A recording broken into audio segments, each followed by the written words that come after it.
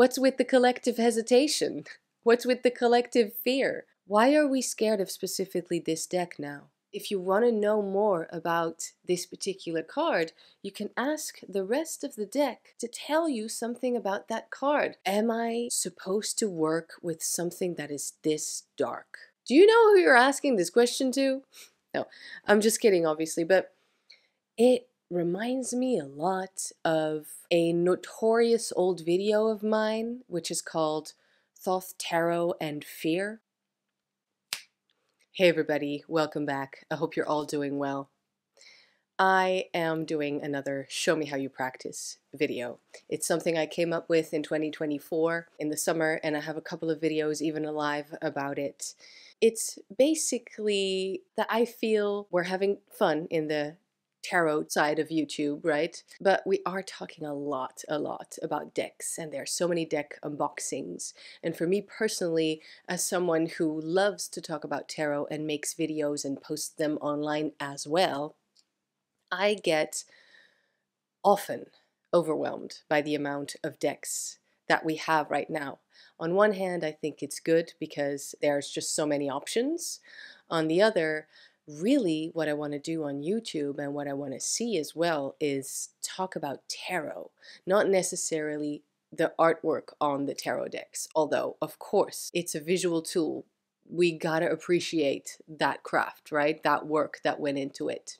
So in this particular video, I am talking about the gorgeous Cave of Sybil oracle that was made by the legendary, in my opinion, Tiera May, who also made, holding it upside down, the Ritual Tarot, which is in my top 5 tarot decks. It's both gorgeous collage art, so yes, I do appreciate that, but also I wouldn't love the deck so much if it didn't read as well as it does. So that, of course, is way more important even than just looking at a pretty deck. So Tiera is able to do both. Make amazing looking decks that you want to use, but then when you use them, they are incredible and they read so well.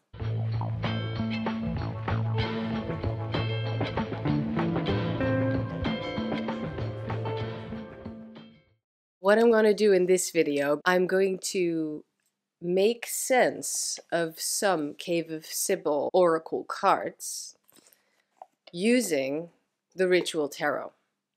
Okay? I am a professional tarot reader. My language is tarot. And even though, if you want to see my last 2 videos of 2024 on my channel, I have been looking for a new oracle deck, and I've been sharing that quest. I haven't found it, but of course I did receive this beauty. So when I mentioned that I didn't find any connection to the current mass market or indie oracle market, I wasn't referring to Cave of Sybil because I'm not even sure if it is an oracle. I've heard online it doesn't really work as an oracle for some people, but then again, what is truly an oracle deck? It's not gonna show you words like, what do we often get in oracle decks? Because I don't own those types of oracles. Rest, serenity, synchronicity. You know, it is a hard deck to read, I have to admit. We get the little booklet with it. And for instance, here we have the card Wayne, and as you can see, it's very dark themed and colored artwork. We have a little collage poem to go with it, but that's it. So with the card Wayne, we have arterial angel through dead men's drums, comes back panting, bent like a beast, scarlet and thirsting. So also have to say, English is not my first language, not technically even my second language, even though I appreciate those short collage poems. It doesn't really help to find the meaning of the card. But isn't that the beauty of these types of art decks? That really you make the meaning, the one who reads it. And I believe we always do that, especially with tarot maybe, because, well, there's also a system, but I think as a reader, forget what I said, tarot, oracle, both, and other systems, obviously. When you interpret the card, you as the reader are the one who is coming up with the meaning, right? However, today I'm going to switch that responsibility to the ritual tarot. Let's first shuffle this deck and see which card flies out. Okay, good. Bloodstone. And this to me is one of those Lilith cards. So that's gorgeous. Let's first see what the booklet says. Bloodstone. All are one-blooded. There is no separateness beyond the voids of spatial fire. Let's pull tarot cards. How might we interpret the Bloodstone card? And this, you know, it's not an exercise that I came up with. I've seen it on many different channels. You don't even have to have two decks. You can just have one deck. For instance, a tarot deck. And again, this isn't necessarily a beginner exercise either. You can be advanced or whatever, how far you feel that you are anyway with your tarot practice. And you just pull a card. Here we have the Knight of Cups. And if you want to know more about this particular card, you can ask the rest of the deck to tell you something about that card. It's almost like a Inception kind of thing, and it's great, it's fun, and it does make sense. And if it doesn't, then that is a challenge for you to find maybe, I don't know, the Tower in this particular archetype. So that's really cool. And of course, you could also use another deck for it, except that if you want to know what the Knight of Cups means, you know, on a deeper level or on a certain level, you can add context to it. And you pull the Knight of Cups. I'm not quite sure if that's really going to help you or not.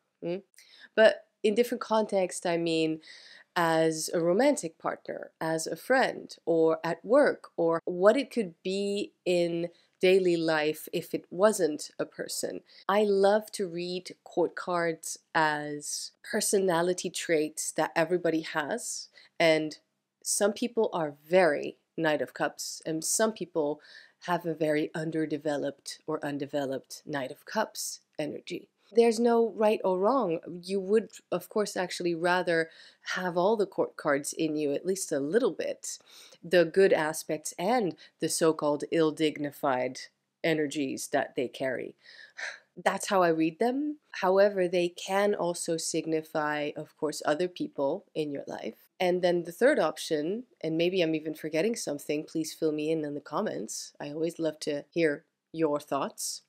Is that they can be actual situations. Some cards are read in a specific way, the popular meaning. For instance, Four of Wands, that is seen as the celebration card. I incorporate that in my readings. However, I see it more like a stable ground for the creative to develop from. So you need stable ground in order to have that creative outlet and that freedom to do so. So you get the Fire of the Wands, and you get the Four, the Cube, that could be seen as earth, right? Just off the top of my head.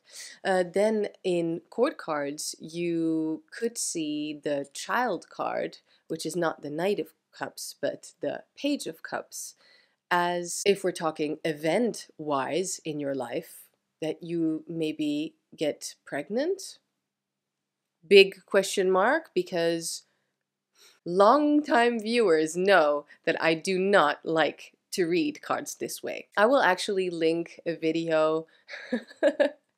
I was in a closet, in someone's closet, filming this, and it's kind of like coming out of the closet saying, you know, all the things I've been saying that I don't like to read these types of prediction things when it comes to pregnancy or will my ex come back, etc. It's a whole big thing on my channel and I stand by it. But on the other hand, there's also just that video where it's just, I got the question and I got the reading as well. I got the answer from the cards as well. When it came to pregnancy, I remember so vividly, I got the Empress and the Three of Cups.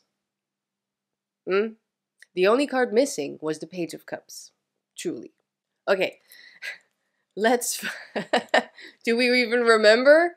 Yeah, Bloodstone. That's what we're trying to translate here. Okay, the tarot is telling me death. Wow. Okay, let's put them side by side. So this is obviously the same creator who made this, right? Now, I believe that Cave of Sybil Oracle has been a very different process for Tiera May than making Ritual Tarot. It's called Ritual Tarot because it already was a ritual for her to make each and every analog collage artwork, so make each and every card. And I mean, I feel it. I feel that, you know. This one is so going in the depth and everything. And it shows when the answer of the tarot is Arcanum 13, the death card. There's a circle and a spiral in each card, and the perspective is very clear. We actually have dark, I would say this, but then also light in the distance. So it's actually a card that is moving, that is, with the snakes, I'd see the red thread between those two. It's about transformation, because we know by now, right? The death card doesn't mean literal death, at least not in my world. Fingers crossed, okay? We're not hoping that. Death can be definitely a topic that comes up. The Bloodstone, I so see this as a blood moon, though. I kind of am intrigued by that blood aspect to it, because blood means life, but it can also mean death. And either way, it's DNA, it's your genes, it's who you are, it's part of that water in you, you might even say. And we are traveling from darkness to actually a new light, right? Because the tarot teaches that it is not the end, death, that everything that actually ends is automatically a new beginning. So the energy just gets transformed. So maybe here there comes a bit more stillness. What am I actually bringing with me in this new phase of life? And definitely, definitely, what is falling behind? I'm picking out the next card. Let's bring out Hex. Let's see what Ritual Tarot tells us. So I'm leaving the Death card out. Okay, we got a jumper. Priestess.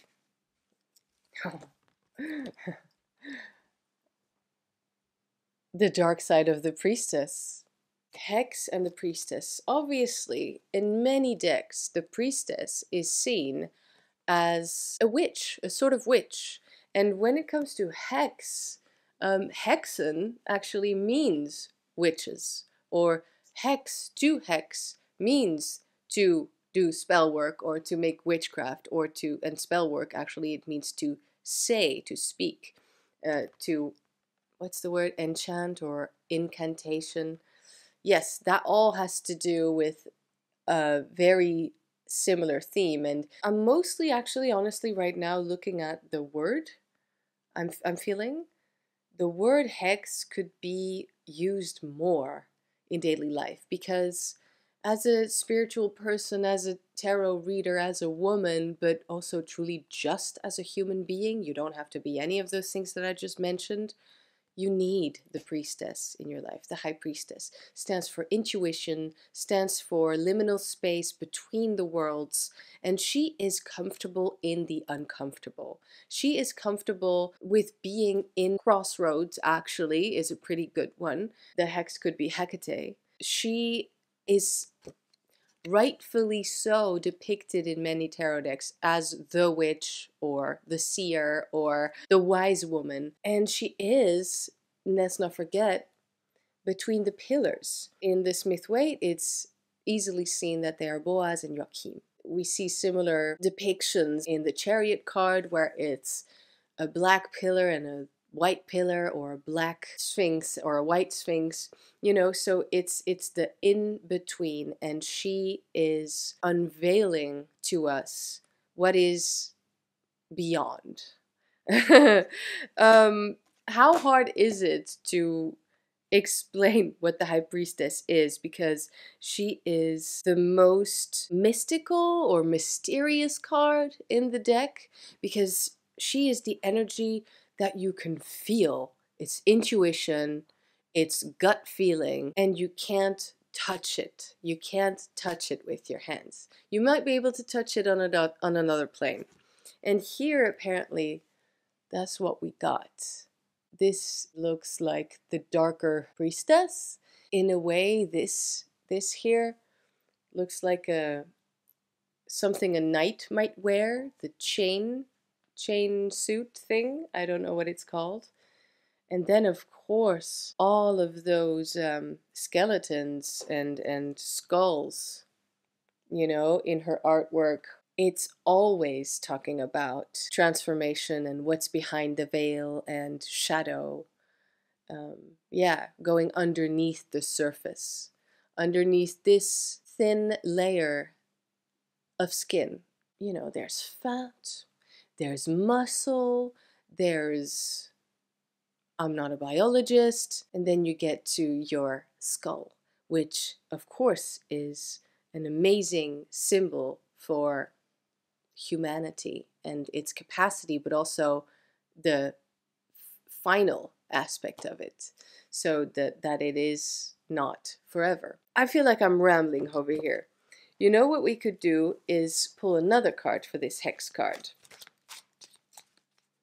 So the Priestess was an incredible card to get, and next we are oh my god, the Hanged Man. Okay, so Priestess is 2 and the Hanged Man is 12. And in my tarot rule book, because I have my own, guys, the 2 and 12 are connected.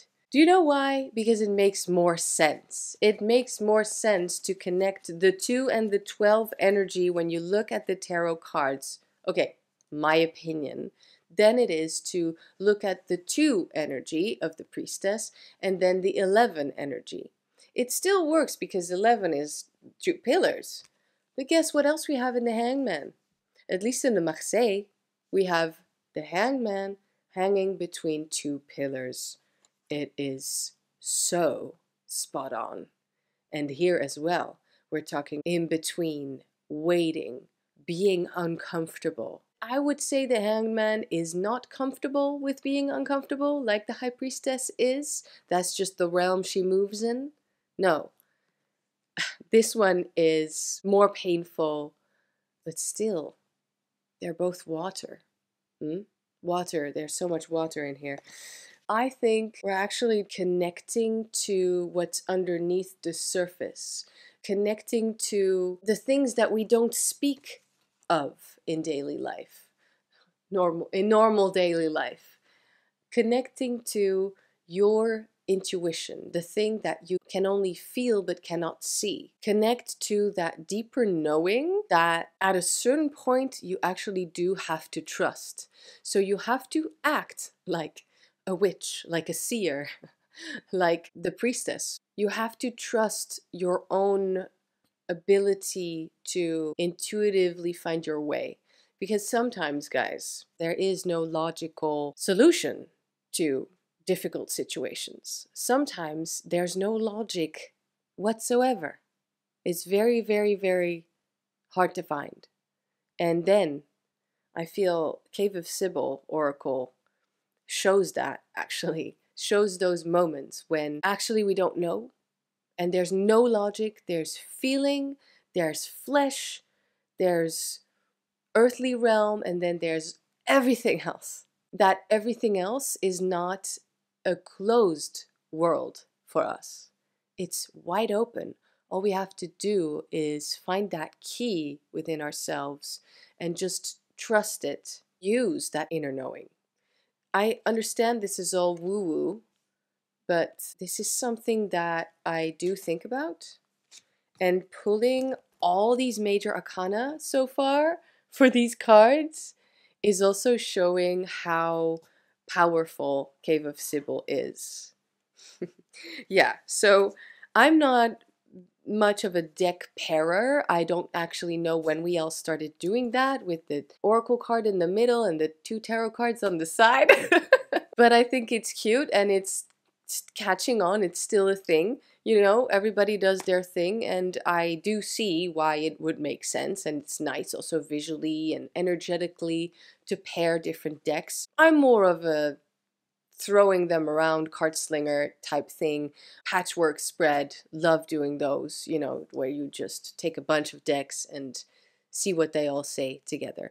But it would make sense that these 2 decks speak to each other. Of course, it's the same creator. If you want to pair Cave of Sybil to any deck, then yeah, I would recommend Ritual Tarot. Also, by the way, just visually, Ritual Tarot is much busier, colorful artwork than Cave of Sybil. I'm a fan, and this just really truly shows how you can use an oracle deck that doesn't really have words or explanations, or, you know, it's super intuitive. But I think this is a nice way to make sense of these cards, because the artwork does speak for itself, but also when you're not feeling the card, because that can happen. Let me not show you too much nudity. Ancestor, this is a card I love. But on some occasions, you just don't really feel what it's supposed to be about or how it relates to you right now. Well, I think I should make another video about this to tackle this. I would actually love your suggestions for that. So leave them in the comments, because that can be an interactive experience. I haven't really done specifically those types of videos in a while, and I kind of miss it. You know, so if you have an amazing spread or really good questions that you just use on any deck that you don't immediately get, or maybe that would be amazing, you have some sort of emergency kit of when you feel the reading doesn't make sense or you don't really feel the card, as I said. It can happen, and I definitely feel it can happen, especially with decks that have cards with not a super specific in-your-face meaning. Now, obviously, it can be said of the other thing as well. Like if you have a super specific card with a bunch of text and everything, that might feel wrong sometimes as well.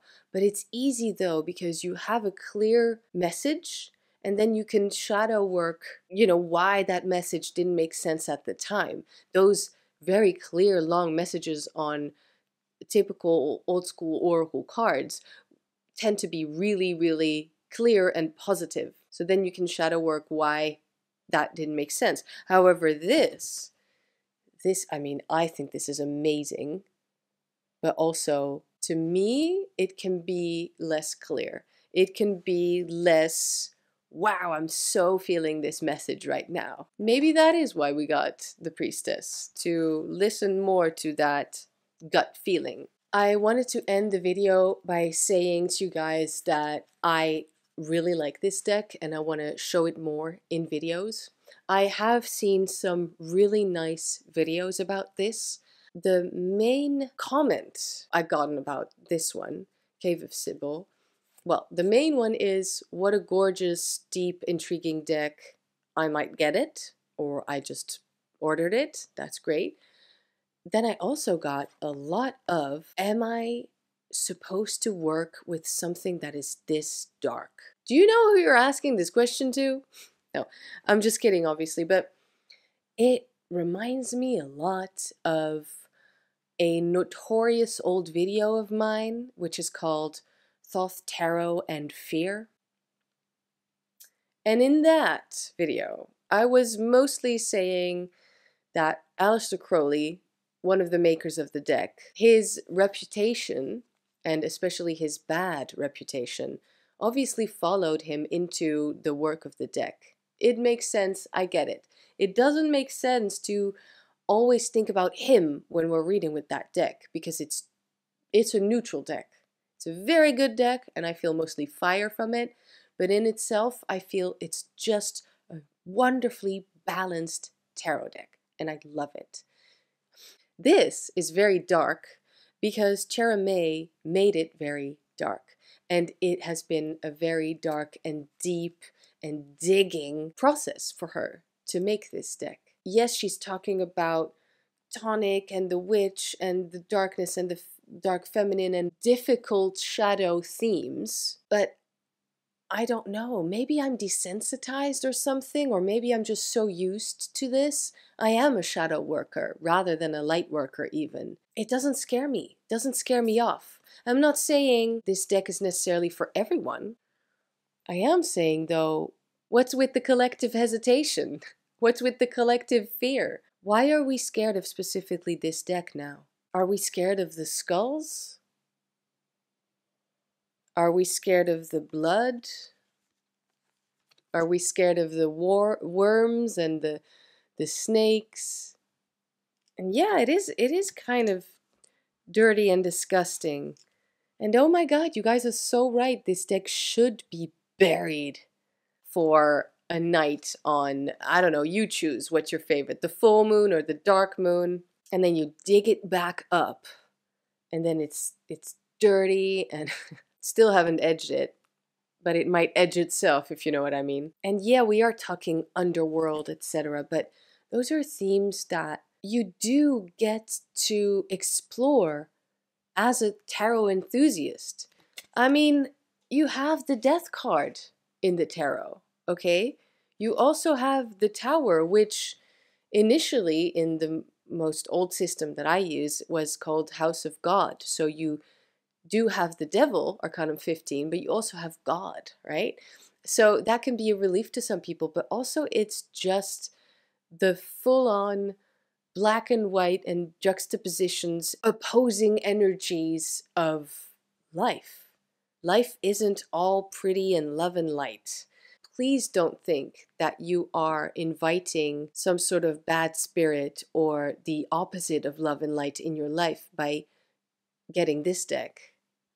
Because I think if all we focus on is that love and light, let's just call it that for now, then we are basically making a really bright blind spot where we never get to see or explore or truly dive into the darkness, the depth, the shadow, this thing that we all carry within ourselves, which is the underworld. We don't only have heaven in our hearts. We also have hell. Let's just call it that. And I don't think we should be scared of that. Actually, I think we should embrace it so that we become more of a whole and more understanding of ourselves. This is very temperance card, very art of alchemy card. Yeah, she is, funnily enough, highlighting the darkness in this deck, but also it's a form of self-expression.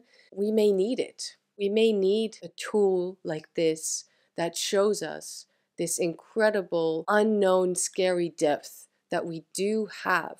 It's more of a recognizing it within yourself by using the deck. It's a mirror, rather than learning about it or inviting it in. I think we are getting back to a sort of primal energy, life force in this deck that can absolutely be healing. Think of, let's just use a very popular reference, and I read it, Women Who Run with the Wolves. Were all those stories lovely? Actually, I would say so. Were they dark? Yeah. Yes, they were dark. There was cruelty. It wasn't all the world is beautiful fairy tale. It was actually fairy tale in the sense of when fairy tales were scary as well. Remember those times? Like Little Mermaid. She didn't make it out alive. You can forget about that. No happily ever after for her. Sorry to spoil it for you. If you are, by any chance, still freaked out by the darkness and honesty, can I say that, of it, then I definitely recommend Ritual Tarot. Because this also, I was talking about Thoth deck being a very balanced deck. So is Ritual Tarot. And it uses, I'd say Thoth or Rider-Waite-Smith influences. So a very clear read. If you want to comment, let me know you've made it this far. No, not that one. How about you write conjure in the comment if you have nothing to say but you just want to let me know you've made it this far. I would very much appreciate it. It will be our little secret. It's a game I like to play sometimes with just one word at the end of the video, and you can let me know. And if you do have something to say and you did make it to the end of the video, then there's of course that fun challenge that you can use that word in your comment towards me. So thanks again to everybody watching. Thanks again to all the subscribers. Thanks especially to my Patreons, my lovely beasties. And if you want to know about Tiera May's work, I mean, after all, she did send me these 2 decks, and I'm so happy to have them. I really appreciate them in my practice. Then go in the description because I will have them linked. And of course, stick around because I'm gonna link a video in the screen real soon that I think you'll like as well. Much love.